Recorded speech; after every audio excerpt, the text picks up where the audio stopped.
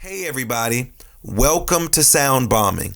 I created this show for people who want to experience a radical, life-changing journey through the sounds of my diverse guests. I hope that each sound you hear on this show will strengthen your faith, encourage your dreams, and challenge you to awaken the greatness within you.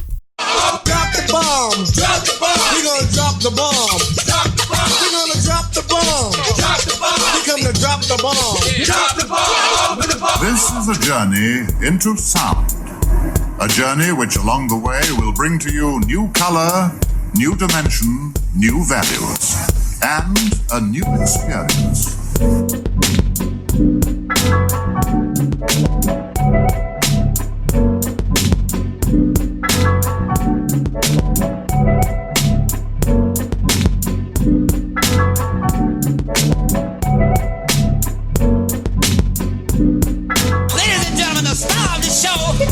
Lamar Darnell Shields.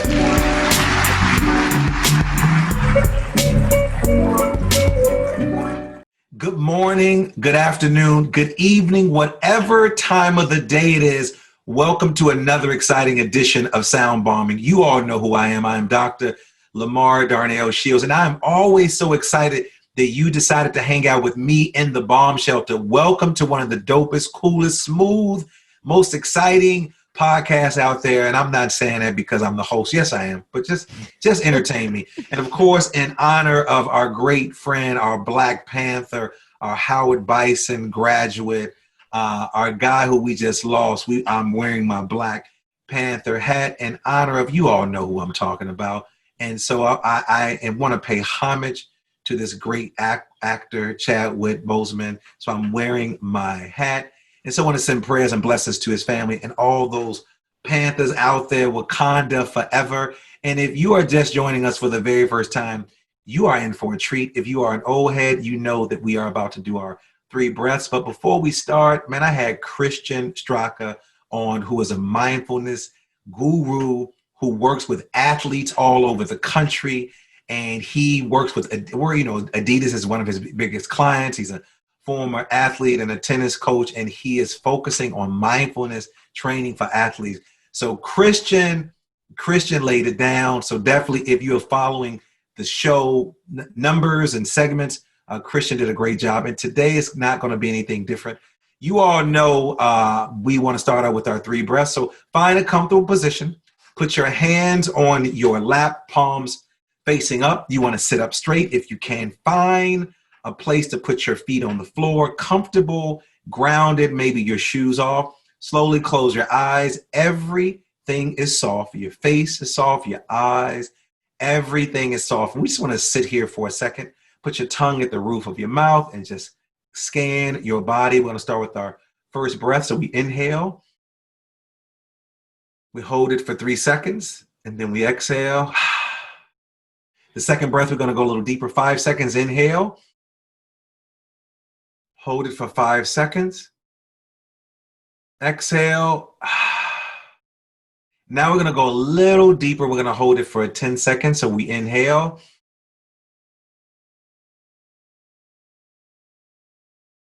And we exhale. And what is that called, bombers? That is called the breath of life. And if you joined me last week with Christian, he provided us with some great breathing techniques. And today is no different. Listen, I know you all are dealing with a lot of anxiety. We're dealing with a lot of racial tension. We're dealing with COVID. We're dealing with inequity all over the globe. And so we also know that people are restless. I am having some issues sleeping. Having a nerve issue right here on my neck coming down to my arm. But I got this great pillow that is really, really supporting me. And I'm so excited that we're going to be talking about getting some rest. And this is right in tune with all the things that I believe in and what I do. And again, Chris laid the foundation for that. Today is no different. So when you think of sleep as a time when the mind and body shuts down, but this is not the case. Sleep is an active period in which a lot of important processing, restoration, and strengthening occurs. Exactly how this happens and why our bodies are programmed for such long-term slumber is still somewhat a mystery. However, scientists do understand that some sleep's critical functions and the reasons we need it for optimal health and well-being. One of the vital roles of sleep is to help us solidify and consolidate memories as we go about our day. Our brains take in an incredible amount of information rather than being directly logged and recorded. However, these facts and experiences first need to be processed and stored. And many of these steps happen when we are asleep. Overnight bits and pieces of information are transformed from more tentative, strong-term memory to stronger, long-term memory. And researchers have also shown that after people sleep, they tend to retain information. A good night's sleep is incredibly important for overall health. In fact, it's just as important as eating healthy. And you always know I'm talking about eating healthy, and definitely in the issue that the time that we're dealing with around COVID, we're talking about eating healthy and keeping your immune system strong. But people are now sleeping less than they did in the past, and the quality has decreased as well. So our next guest, Mollie McGlocklin, will tell us more about why our bodies require long periods of sleep in order to restore and rejuvenate, to grow muscle, repair tissue, and synthesize hormones. Who would have ever thought that when we were kids, we hated taking naps? We did not want to go to sleep, and we thought that sleeping was overrated. Let me just tell you right now, sleeping is the stuff. It is real. And Mollie is the creator of Sleep is a Skill. Did you hear that? Sleep is a Skill, a company that optimizes how people sleep through a unique blend of technology, accountability, and behavior change. The company was born from scratching her own itch after a lifetime of poor sleep. You know, she created this organization, and she's going to provide you with some very, very specific things that you can do. But what's interesting about her, she has a background in psychology and human behavior.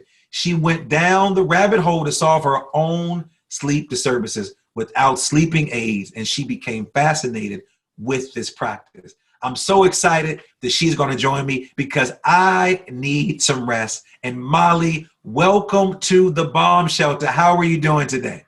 Oh, I'm doing great. Thank you so much for that amazing welcome. That was incredible. And I know we're going to have a lot of fun today. Yeah. I didn't put you to sleep, did I? You didn't put me to sleep. Exactly. No, that was riveting. Let my listeners know where you are calling in from, and then how are you doing? I always like to check in with my guests because this pandemic is insane. Mollie, just last night I read about my friend The Rock, his wife, his 2 children all came down with COVID. And The Rock is very healthy, but he said he, not getting enough rest. He invited some people over to his house. So let us know how you're doing and how you're doing with the pandemic and where are you calling. Yeah, well, thank you for saying that. I'm calling in actually from Vegas, of all places, right now. Vegas in the building. Cha-ching, cha-ching, yeah. Cha-ching. Exactly. My boyfriend owns a couple online training courses in poker, and spotting tells at the table is a background in psychology and forensics and how to read people at the table. So certainly have a business element here, but we're also digital nomads. So we traditionally, prior to COVID, had been traveling quite some time for the last about 3.5 years. But how are we doing? It's really an interesting time in the world of sleep. So I can certainly say that since the beginning of this year, I've been on over 60 different podcasts just talking about sleep alone, because so many people are having, difficulty in this area. It's, as you pointed out so well, it has been an issue for so many people for a long time coming. And this has been a tipping point for many. And it's looked different for different people, but certainly being able to help support that has been really fulfilling, because at least there's some silver lining, it's that people are starting to prioritize this area for health and well-being. So I have been busier really than ever over here going deep on this area, and thankfully being healthy and rested along the way. So I was going to ask you that question. With all the work that you're doing, are you getting any rest? And you just said rested along the way. Now, do you have children, family? No, I do not have kids, so I know that would add a whole other layer. So that is why you are the expert when it comes. Let's be real clear. All this stuff that my great producer sent to me, we about to throw all that out the window because she doesn't have any kids. No, we're not going to do that. Yes, no, exactly. Whenever people ask me about, new parents and all, it's like, All right, that is not my area because I know that that is a whole other chapter for people because there's just so much there. It's well, that doesn't mean that you're not qualified. I'm being very facetious. That doesn't mean that you're not qualified to provide us with some strategies. But we know since this pandemic, folks have really been struggling, Molly. I've had people come on and talk about meditation, wellness. I'm a vegan. Shout out, meat free since '93. But again, Nice. many of us, we lay down every night, but we don't sleep. We don't rest. And so we wake up quote unquote restless. And I remember, just like you, when pre-K and elementary school, kindergarten, and it was that nap time. Nobody wanted to take a nap but right now, we know that adults, with all the research and data, that adults need sleep. And I remember, Molly, being in college, I went to school in Louisiana, shout out to Grambling State University.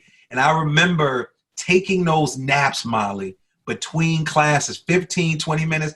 Man, I woke up so rejuvenated, so excited. Well, I ain't gonna say I was excited for the next class. I would be lying because some of my classmates are watching the show. But you know what I meant? My energy was high. So why this topic? And why did you become so interested in finding out or coming up with strategies to really help people get rest and sleep well?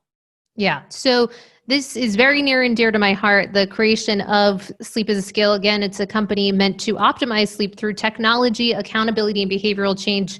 And so from that place, was really built or created to solve my own problem. And so I've gotten to see what life is like with sleep and without sleep, and how that the story, kind of the origin story of this was that for many years, there was the before experience where I had a lot of labels in the area of my sleep. I'm a night owl. I'm a short sleeper. I'm a bad sleeper. I'm all these things, right? And I had all these labels, and that was just how it was. And yet I still didn't really explore it that much. I thought it was just sort of a fixed thing and, get through it, no biggie. And didn't begin to connect as I got more extreme of a night owl, living in the middle of Manhattan, burning the candle at both ends as an entrepreneur. I didn't connect when I started getting sick more often, more anxious, all of those things, the connection between the management of my lifestyle as it related particularly to sleep. And it was not until I went through my own period of insomnia so it was really like months on end of different points of just no sleep for entire night of just laying there. And it's just maddening. And it absolutely changed my whole life, because during that time it was so disempowering, to say the least, also shameful that, like, how can you not do something so basic and kind of seemingly guaranteed to kids can do it, anyone can do it, and I couldn't seem to figure it out. But also when it reached really its tipping point was when we were in Croatia and went with Google Translate to the doctors, and they didn't really know what to do with me, and couldn't even speak the same language. And so I leave with sleeping pills. And in that moment, it felt like, well, what is the plan here? And, I was still desperate to sleep. So I take the sleeping pills, but, then it's, how long is this going to be? What is the exit route? So that was the beginning of this quest to really go deeper and understand how to heal this area. And what I learned changed my whole life so dramatically that from a passion place, I started just working with people to help, really make a difference in their sleep. And it grew into, small group trainings, online trainings, podcasts, newsletters, the whole thing just kind of emerged from that place. So you've been busy. Yeah, I've been busy. Yeah, definitely. So, it's interesting when you said sleeping pills. I don't know why I thought about like some old TV shows like from the 60s and the 70s. Like, how many people say sleeping pills, right? I mean, there's so much other stuff now. When you said, they gave me a bottle of sleeping pills. All I thought about was like an old, maybe I Love Lucy TV show or the Brady Bunch, where they had to take some sleep, because people, they don't really take sleeping pills. They take, quote unquote, now sleeping aids. And then when you said insomnia, I don't know, are you familiar with a cookie company called Insomnia? Insomnia cookies, yes. That is, so I walked in there one day and I'm like, what the heck is this? It was like, well, I said, people come and get cookies and eat after 10 o'clock. Then I thought about it. College students, whoever came up with that idea, insomnia. But the reality is, if you eat those cookies, shout out to Insomnia, my daughter's going to start working there real soon. They will definitely keep you awake, right? They would definitely, since we talking about insomnia cookies, eating that late and things of that nature, it will definitely keep you up. How can the time that we eat move and adjust our thermostat, see the sun, see darkness, connect with others, etc., impact our sleep and our health? I know I just said a mouthful right there. Yeah, no, that was a lot. One, to address what you were saying about the sleeping pills thing, it's so true. So while we were traveling, I went to 2 different doctors along the way, and some of this stuff was antiquated. So they'd given me Valium at one place for sleep. So that was very antiquated. It's not really what you do. And then at the other place, they gave me their version of Ambien, so their generic version of Ambien. And so either one of those, certainly we want to think of that as kind of the last resort and a short-term thing. But unfortunately, the way that it was given out to me was kind of just like, all right, have fun, and nothing against them because they didn't know what else to do. But, we want to ensure that people have a roadmap. And then I love your question around food because that was something that I had no clue that was actually acting as a very clear sign to our circadian rhythm. So to kind of bring some context, if we're looking at strengthening our circadian rhythm, because our circadian rhythm exists really on a spectrum, and it can be kind of a weak circadian rhythm or a really strong and robust circadian rhythm. And I'm making the argument that many of us in kind of the Western society, just as a facet of how we kind of live our lives today, are fluctuating more in a weakened state. So from that place, if we want to make this more strong and robust, one of the things that we can do is the signaling of the times that we eat. So our one thing that can happen if we have lots of variability in what time that we do eat, we can experience something known as metabolic jet lag. And so metabolic jet lag can result if we are just very much confusing the body of what it's supposed to be doing at what time. A great book to go deeper on this is Circadian Code and Understanding from Dr. Sachin Panda. Some of his work around circadian rhythm is just really, really interesting to get one, that we have actually a very cool level of responsibility in training our circadian rhythm. And so in that entrainment process, the time that we eat will make a big difference with the results of our sleep. So then what is a good time for someone that we might to eat? know that if any of these listeners... So we want to ensure that we're doing early. So we want to have it earlier than many people are doing. So what that can look like is definitely experiment because, bio-individuality, there's a lot of things for each person. But some people will find a really big difference if for at least 3 hours before bed that they're stopping eating. But even more so if we're looking to experiment, trying out 4 hours before bed, stopping eating. And some people even more, which is really interesting, goes into the realm of early time restricted feeding. So that's one kind of approach to it. Another approach that's a bit softer is known as circadian rhythm intermittent fasting. And that's just simply that, we're eating between sunrise and sunset. And if it makes a lot of sense, if you think back to from an ancestral perspective, it just would have been very impractical to be eating post sunsets, dark. There are no refrigeration options. And so to be going and hunting and eating around that time would just not really happen often. And there was no Wi-Fi, there was no TV. Yes. There was no Ellen to watch, no Oprah. Exactly. So none of those things. So this is interesting that you're looking at our ancestral DNA.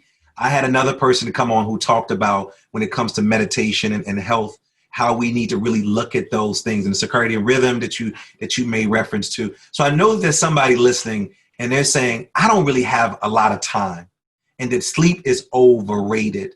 And what do you say to them? And then the other part is, do we really need 8 hours of sleep? I love listening to Tim Ferriss. I love listening to Tom Bilyeu.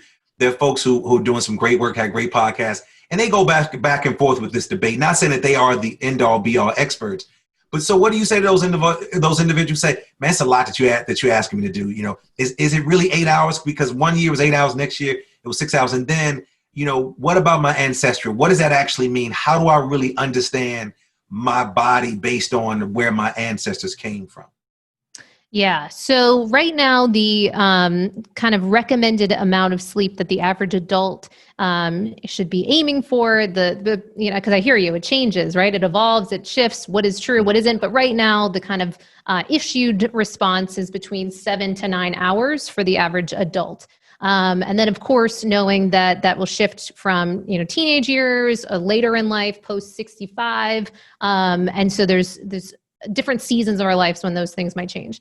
However, what we do know is that really before Edison, before the ability to have 24-hour days, that people were sleeping longer, and certainly much longer than some of the average numbers, around 6 hours and 45 minutes, in the 6 hour range that we're seeing for some of the average response and different polls. So we do know that we've lobbed off a significant portion of time from a Darwinian perspective in a short amount of time since we've been on the planet. So why would you say people were sleeping longer back in the day or during our ancestral time? What would cause them to sleep longer? So a couple things. If we are looking at one of the things I want to make sure I make a clear takeaway for anyone listening is two things are so important to our sleep quantity and quality, and both of those are light and temperature. And those two things used to be so tethered to the rhythms of nature, and we used to live outside much more in alignment with that. So some of the statements from World Health Organization back in 2016 put it that the average person was spending over 90% of their days inside, and that was in 2016. Since the pandemic, I would argue that for many of us, it's even more than that. So why that's important is that now, because we are living inside, so devoid from those cues, we are not being able to experience the difference of sunrise, and when sunrise, temperature goes up, and both of those things together would then control a lot of the kind of hormonal responses that we would experience throughout the day. And then when sun would set and then the temperature would go down, those two cues would also ensure that we shift over to melatonin. And melatonin is known as the hormone of darkness. So in order to actually step into the amount of production that we want to get, we actually have to cultivate more darkness than the average person is doing. And so it actually, when I work with people, just the ability to get their space into as much very, very dim lighting, preferably as dark as possible. But doing that, it actually takes some real thinking and, some real adjustments. And then also, how are you going to live life and, kind of be social and be in other people's environment and not be at the effect of this so that it doesn't impact our total sleep. But so as it relates to the ancestral element of things, the darkness was so just ingrained. And from that place, then we would get more sleep more regularly, and it would be consistent. And as a group, we would all be doing this. So would you say that like when one is going to bed, you want their room to be very dark, very, very dark, no night light, no other types of light coming in? And if so, Yes. what are sort of the benefits of that as opposed to maybe having some light coming in? Yeah. So we want to make it pitch black, and I'm not, being kind of nitpicky with this topic. It's just because it can make it's kind of that Pareto's principle effect, the 80-20 element. Yeah. It's gonna just, you take that a little bit of time to set things up like that, but I'm telling you, it makes a huge, huge difference. So what that looks like is going through just a once over of, okay, so how can we make it so that we can't see the hand in front of our face every single night? And then not stopping until we really get it to that level. So even if you have to go around, take electrical tape, put it on all the little light glowing things, have it not look like Vegas. Not that, many people have Vegas next to their nightstand. It's called a cell phone, iPad. Totally gambling. Yeah. That's why people right here, it's this pushback. Like, I was with you, Molly, but now you're saying my cell phone and all of those things. So you want it to be pitch black where you can't, like you going on a camping trip and you can't even see what's in front of you that dark. That dark, cool and quiet. So also I get pushback from different people about the temperature because we're really looking to put it into the like mid 60s around there. And so for many people, they're like, oh yeah, I sleep cool all the time. But then when you ask the temperature, it's like, oh, it's 73. It's what have you. So we have to really work to bring that back down. Things like, there's a lot of sleep tech on the market. You could have a whole podcast just on sleep tech. But there are some things that are more worthy of investing in than others, and things like the chili pad often can yield some decent results for people. But all of that, it might sound like, ugh, who needs to invest this much for basic sleep? Like, why can't it just be a given thing? However, because we're sleeping so differently than we used to, we often were sleeping again outside, and we would have been much closer to the ground, which would be cool. And versus, sleeping on foam and all these insulated things that are very hot and very counter to what we would have experienced in the past. So yes, cool, dark, and quiet. So you want to also have kind of a sound. Oh, that sounds like me. You just described me as a person. Cool. Oh, I knew that about you immediately. Quiet. Look at that. Look at me. Cool, dark, and quiet. So basically, pick me up as a gadget and you will sleep well. Well, speaking of gadgets, you talked just a little bit, Mollie, about some of the gadgets. What are some of the newest sleep gadgets on the market, and how to sift through the noise between that, what works, and what is like a fancy marketing, like a tool that's out there? Yeah. One of the things I use, and I talked about this with Chris, I use the Calm app. And the Calm app is a meditation app. But let me just tell you something, Mollie. Those creepy stories that those people tell are frightening. Like, and don't tell me that, the guy who has the certain accent from a certain, some of those people are creepy. Be real. I love Calm app. I really, really do. I'll talk about them quite a bit. But what are some of the gadgets that are out there that are maybe research-based, that people are doing extremely well? And then maybe what are some of the ones that we should probably stay away from? Yeah. So number one, is so funny you mentioned Calm. I just had someone just sent me that Calm just released, I guess sort of as a joke, I guess Bob Ross, like a series of him, the old painter, just him sort of just like talking so like. Man, how did Bob Ross, first of all, come out of nowhere just to be like, I was like, who is this strange dude? Like straight out of like 60s and 70s. Yes. Now you see kids wearing his shirt, and I used to say, I think he used to be on PBS. That's what it was. And I would just turn and say, but now he's like become this very popular guy, icon, as well. Totally. I know. And so it just was so funny that you mentioned Calm, because they had a whole compilation of him, just because he's so kind of quiet and peaceful and, let's draw some happy trees. Yeah.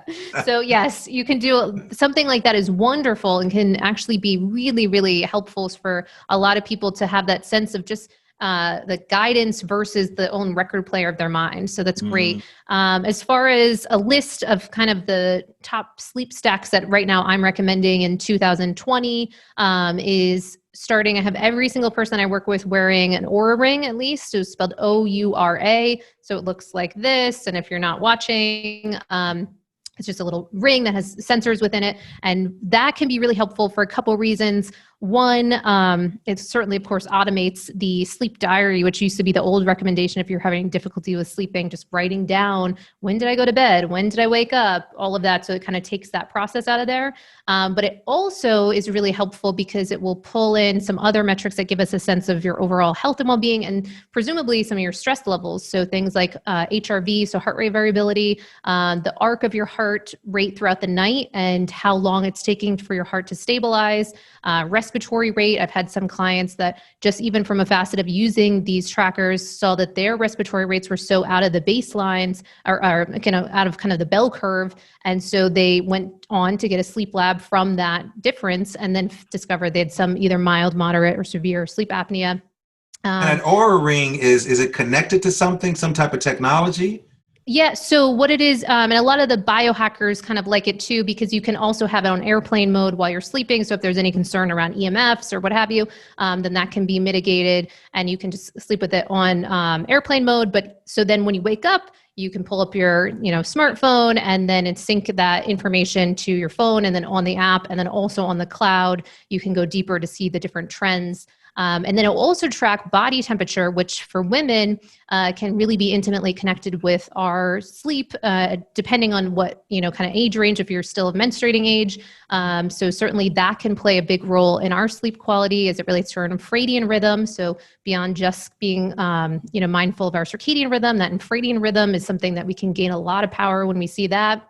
Now, what's the difference between, so the circadian and what was the other rhythm that you just said? Yep, infradian rhythm. So infradian rhythm, what is that? And so that is our 28-day rhythm. And so that really represents our cycle. But for us, if you're looking at some of the things around kind of sympathetic tendencies and parasympathetic response, in our infradian rhythm, what tends to happen is in the first half of our rhythm, you tend to actually score higher on HRV readouts. So heart rate variability tends to be more favorable, indicating that we're more kind of rested and relaxed because our hormones kind of secretion is one that's just easy breezy. But then when you get to the second half of that rhythm, that's where your HRV can tend to go down. Now your body temperature is going up because you're in the luteal phase. And also glucose levels are going up. So you might be more apt to be eating fun things and, but then it's only fun until after the glucose drop. And so you might have added levels of anxiety. there's a lot that goes into that. So being able to have that knowingness of where, that barometer then can help you make more informed decisions for women, and then also be mindful of during their menstruation period too, so that they're not surprised when they might be going through periods of insomnia, because it tends to be more likely during the end of the luteal phase. So you're giving some great tips. You're giving me a lot to think about.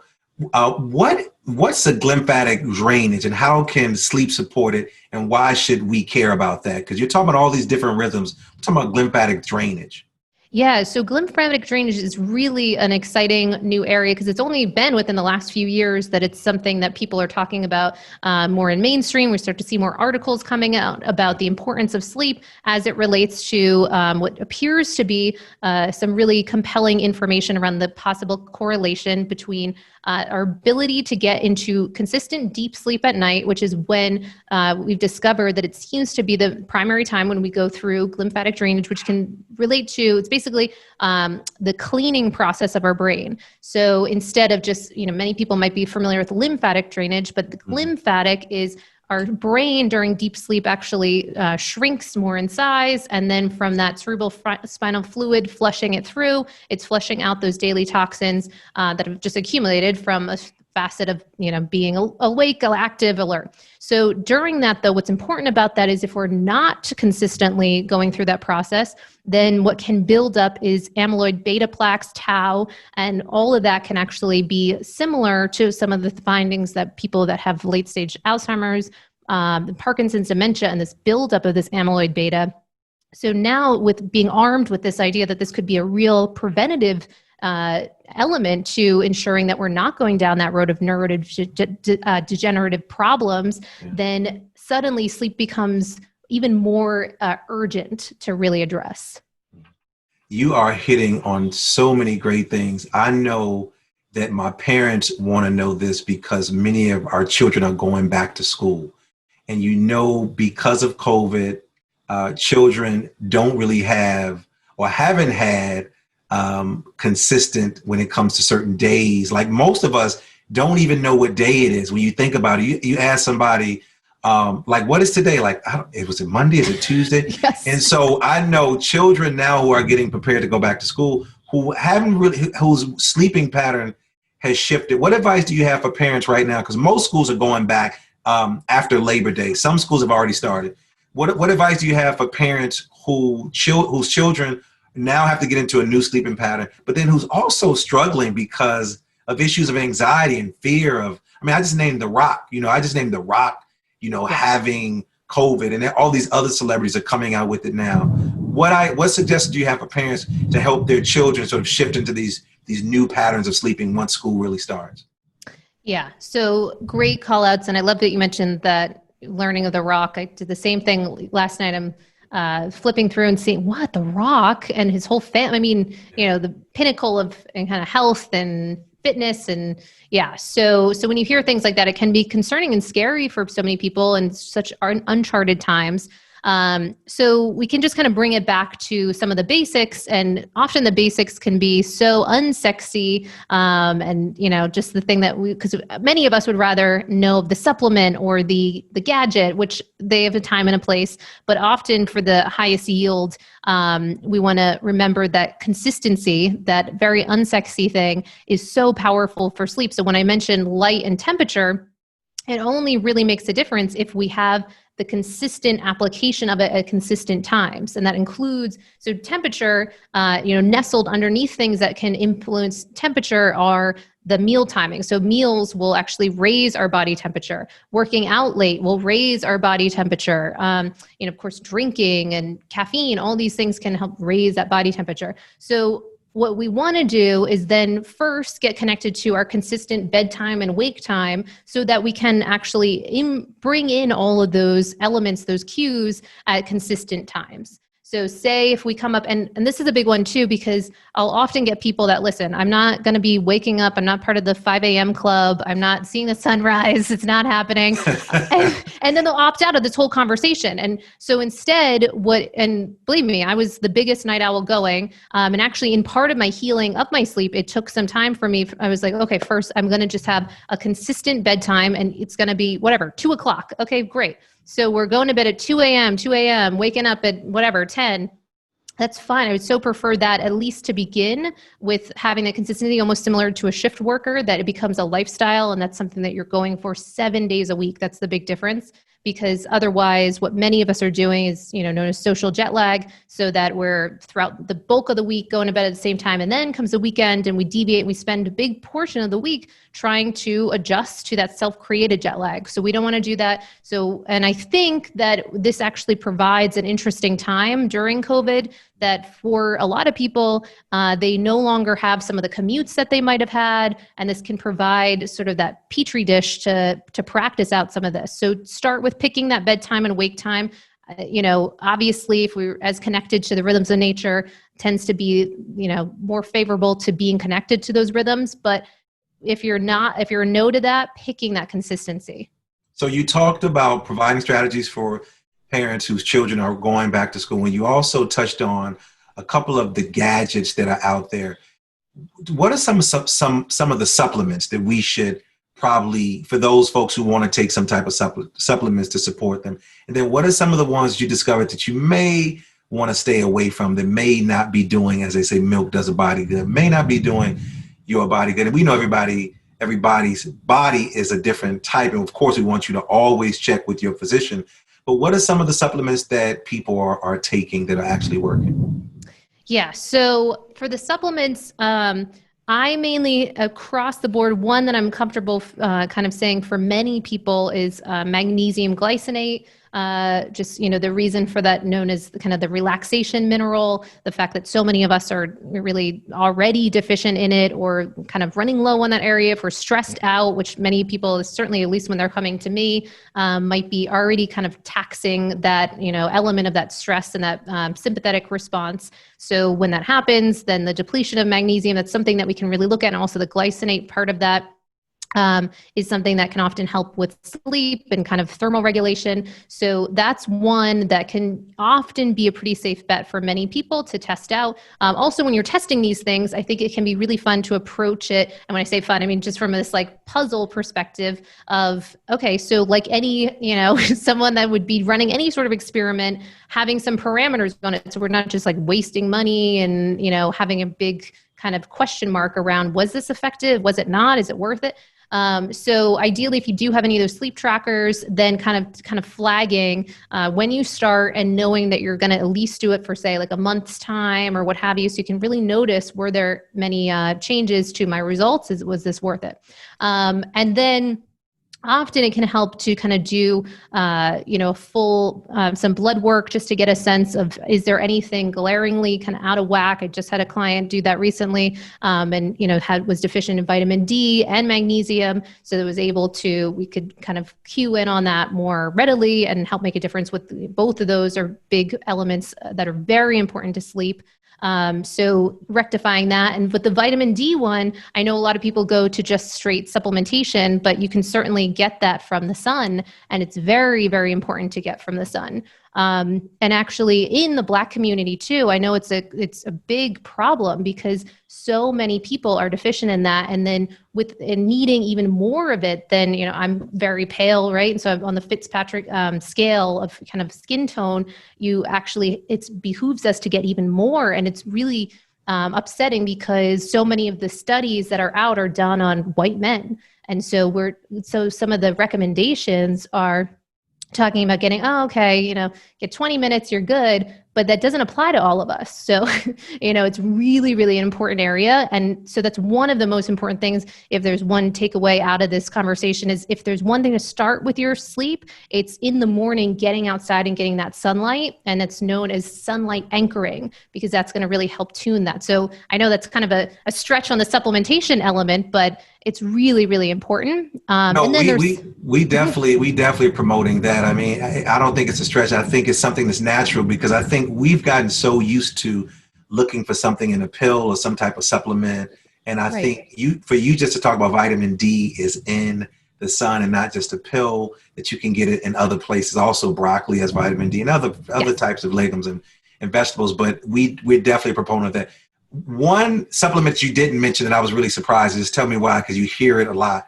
And actually, it's funny, the Tribe Called Quest, one of my favorite hip hop groups, has a song about it. You didn't mention melatonin. Yes. Yeah. What are your thoughts about melatonin? There's two real camps on melatonin. So I'm in the camp that I would like to do everything from a behavioral perspective first to see what we can do to improve melatonin production, because there are some concerns around just kind of the casual nature, especially in the United States. So when I went to other countries, when I was, dealing with my sleep stuff, it wasn't so readily available. And actually, we have it available for kids and it's, cold medicine. So just remembering that it is a hormone and that they're, to just be taking it very casually, just being mindful. And then it can certainly, there's a lot of recommendations around when dealing with acute situations or jet lag. Also, as we're getting older, might be having difficulties with melatonin production. Those could be some other areas, but I think it's important to exhaust all of these other things that can make such a huge difference first.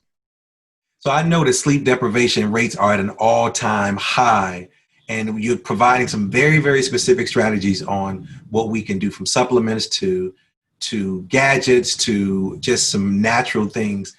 What type of person would actually come to you and consult? Just walk me through a type of person who would knock on your door. Hopefully they won't be knocking on your door anytime soon because of COVID, or who would pick up the phone or send you an email. What type of person would come to you? And then walk me through that first consultation of sitting down with you, Mollie, and what that actually looks like. Okay, so right now for us, the main groups of people are biohackers that are looking to really improve. So they might already be sleeping, a certain, outside looking in for many people, I would love to have their sleep, but now they want to take it to the next level, or athletes, all these people have really, really committed to their health. So we've got that group. Then we've also got people that are dealing with more acute situations. So we do a lot of women going through menopause and hot flashes and just really, some difficult sleep disturbances that they're looking to navigate. And then one of the other through lines is entrepreneurs. So people that are, have the ability, the kind of blessing, and yet sometimes the curse of making their own schedule, or any way that they have that flexibility to kind of set their own hours. That can often be problematic because at least even if there's that consistency from that 9 to 5, that, so much of we've gotten used to for many people, if we don't have that, then often it can be easier to kind of go off the rails on our scheduling. So that's some of the groups of people, but often what they're experiencing is they might have specific things that they're looking to improve. Really frustration around multiple wake-ups throughout the night, difficulty falling asleep, some anxiety as it relates to their time in bed, difficulty with just, they might not have perceived any problem getting to sleep or falling asleep, but they're waking up so zombie-like and just dragging and feeling like even if no matter how much sleep they get, they're not rested or rejuvenated. So those are some of the problems that people will speak to. And it's amazing how some of these things, say for the frequent wake-ups one, I will often hook people up with continuous glucose monitors, and then we'll get to see that, right around that time, they're consistently waking up around 3 or 4 in the morning, and they're like up. And then we'll see as we overlay with the continuous glucose monitor information that, oh my God, they are they're having this whole drop in their glucose. And then as it relates for the body, kind of creation of cortisol and adrenaline during those times. So then it's really can be challenging to get back to sleep with that kind of going on. And then once we get up under that, it can just make such a difference for some of these things. So we're itemizing those root causes and then going through and making a difference with some of those. Some other weird ones might just be like difficulty with the respiratory rate. So they're, the number of breaths that they're taking per minute, it tends to be higher than the average. So we might even do things that seem weird, like mouth taping, and we'll Hold up, be did able you just say mouth I taping? did just say mouth taping, yes. And that's it with kids too, by the way, which is also Could crazy. you imagine you next to your partner, you're like, listen, I found out this new sleeping aid. You putting some mouth, listen, there will be some people hurt in those bedrooms, Molly. You better give them some stuff that's going to back it up with that. Yeah, Mouth. mouth What does that taping. do? I know, isn't that crazy? So you can go on Amazon, Google, put in mouth taping, right? And up comes actual real products designed to close the mouth, because if we are, so it can help train for nostril breathing. And one of the things that we'll see also for people that snore, or partners of people that snore, how much that disruptive, and it can be really, really problematic. And it can, sometimes be a sign of sleep apnea or something more lurking. But one of the things that we can do is test out mouth taping and see if we do that, we close that element and favor the nose breathing. One, we can often eliminate many wake ups throughout the night. And some of these wake ups are like micro wake ups. So you might be like, I don't wake up. But then if you do some of these trackers, they're just short elements of wake ups that you don't even necessarily remember, but you're still tired the next day. So there's an impact. So if we do that, so dentists are big fans of this, kind of knowing just like the framework of, just aligning this, but also depending on our sleep position, if we're on our back, then we might kind of gape open our mouths. So it's a really interesting area, but it can be one that it can be a very clear before and after when you see it. So I'm assuming you work with people with sleep apnea, but what about people that have like the CPAP, those devices that sort of help them breathe? Do you also provide them with any type of support, even though they're getting some medical support from the machine that they're actually using?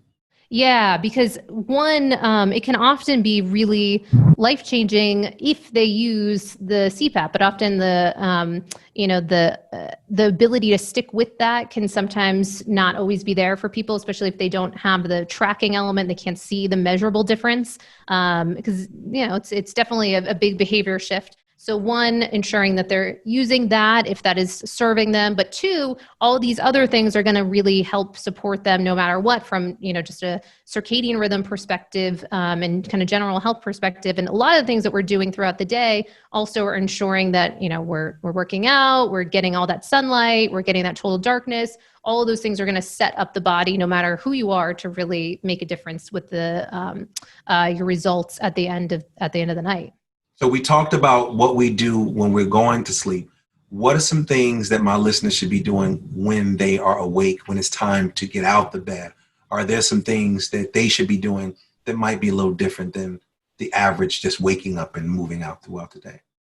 Yeah. So a couple things. One, we want to ensure that we have activity throughout the day from a place of just so that we're expending, and that there's a clear divide between that sleep-wake element. So we want a really clear ratio for the body, just to, one, be connected with that shift in body temperature throughout the day. So if we are staying inside, there are many people that just work from their computers. They're sitting in sedentary. So I'm talking to you from a standing desk right now. So trying to get as much of that element, so we're not constricting breathing as much as possible at different points.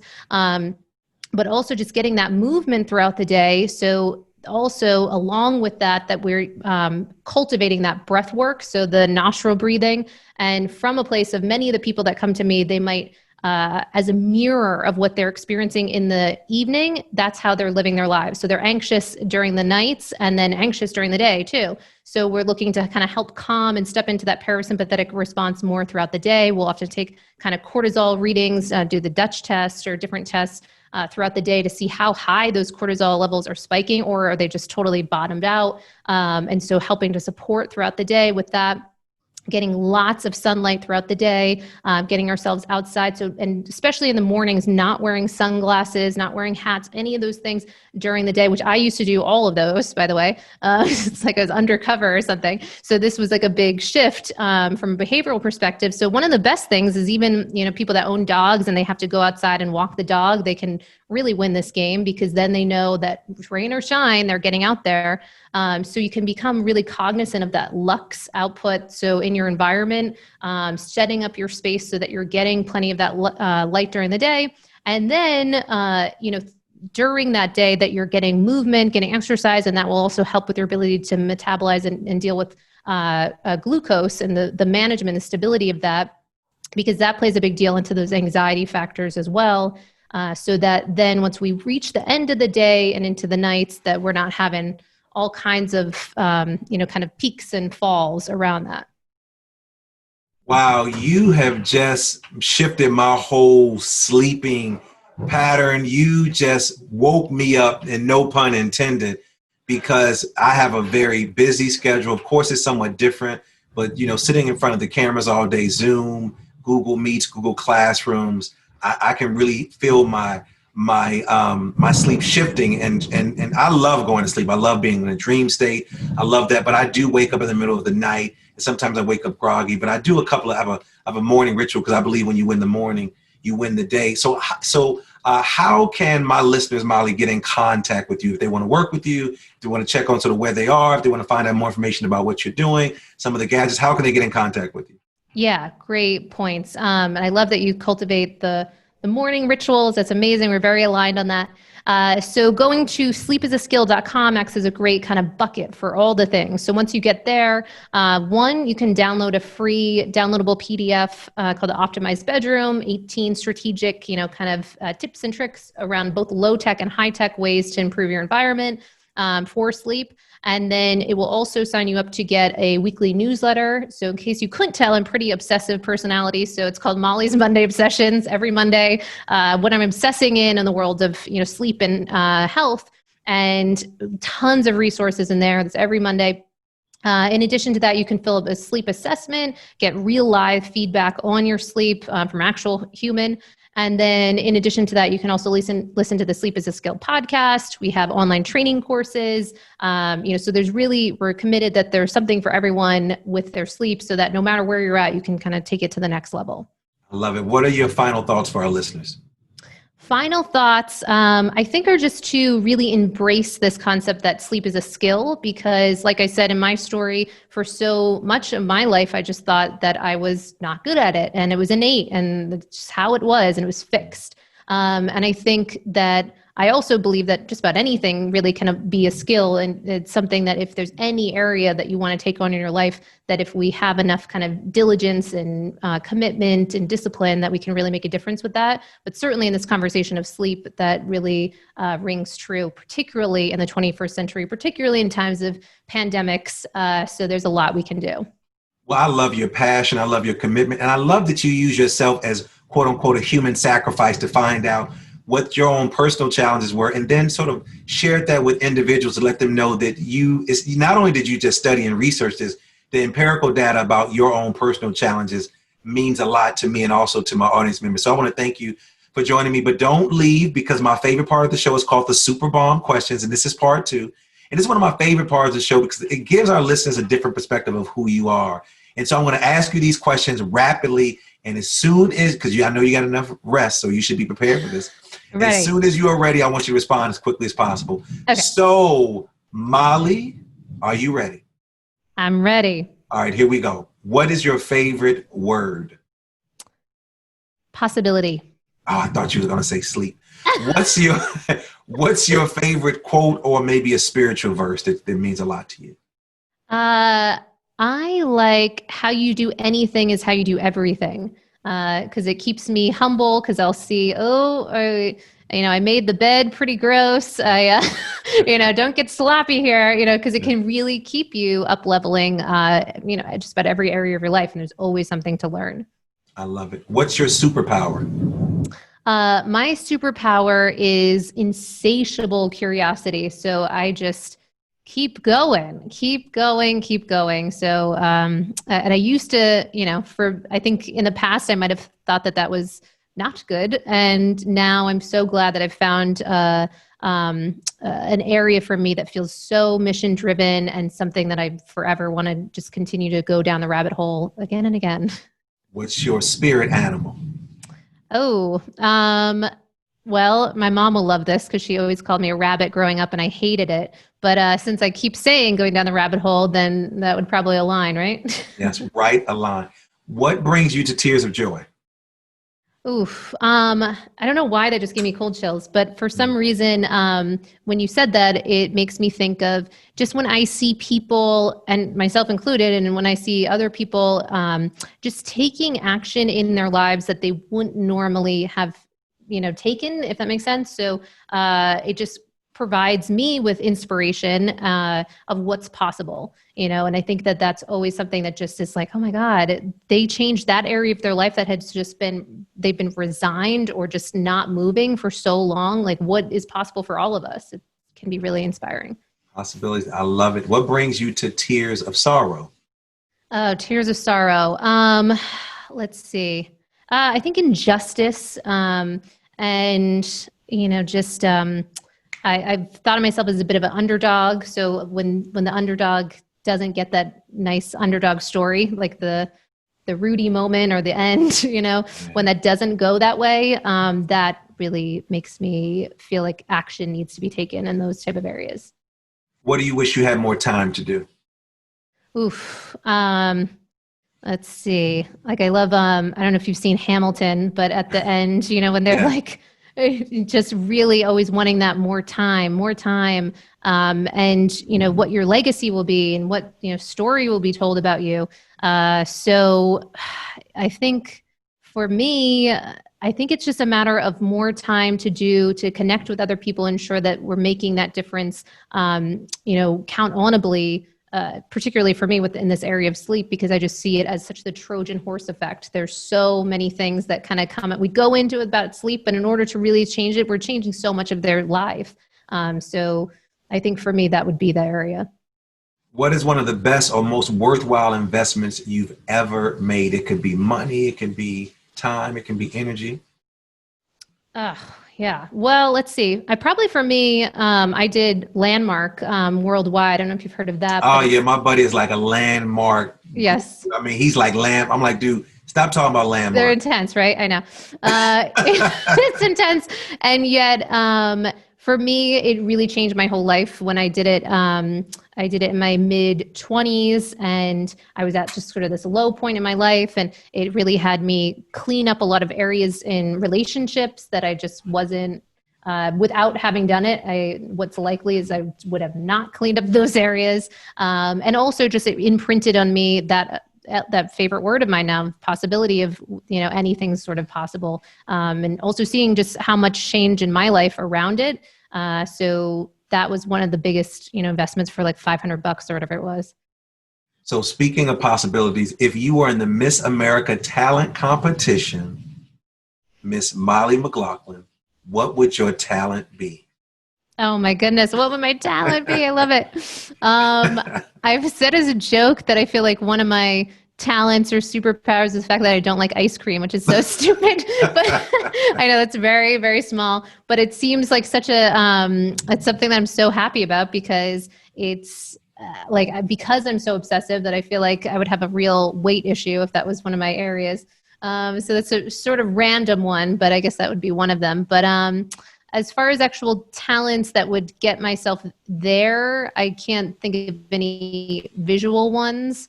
It's more just like I will research till the cows come home. I will, read more than the average person. I will have, hundreds and hundreds and hundreds of books on Kindle and Audible, and just sort of that unseen talent, I guess, would be the thing. Well, you and I have that in common, being inquisitive, asking a lot of questions. I was just talking about the power of why, and why that word is so important, and why it challenges many of us. Man, let me just tell you, Mollie, I can talk to you forever. So pleasant. You know your stuff, sister. Let me just say, you know your stuff. And not only do you know it, you're so passionate about it. And I know you're going to continue to bless so many other people, because again, we are really struggling, not only just with anxiety, but sleep and how we wake up, and how my belief is when you win the morning, you win the day, but you can't win the morning if you don't win the night, and how you lay yourself down. So I want to thank you, and I want to encourage you to continue to do the work. And thanks for joining me in the Bombshell. This has been so much fun. So thanks a lot.